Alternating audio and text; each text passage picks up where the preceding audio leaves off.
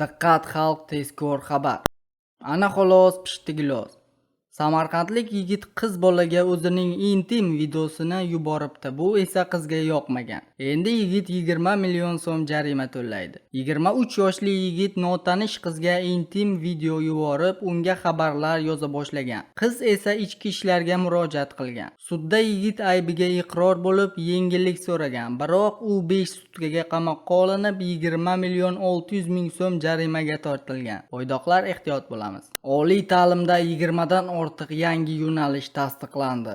Endi bakalavriat va magistratura bosqichlarida 20 dan ortiq yangi ta'lim yo'nalishi ochiladi. Bakalavriatda dronlar, mobil robotexnika, yashil iqtisodiyot, qayta tiklanuvchi energiya, ekoturizm kabi yo'nalishlar.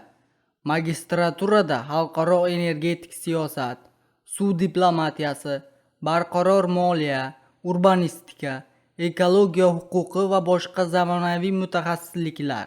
Sizga yetkazmoqchi bo'lgan xabarim shulardan iborat edi. O'zingizni ehtiyot qiling. Xayr, salomat bo'ling.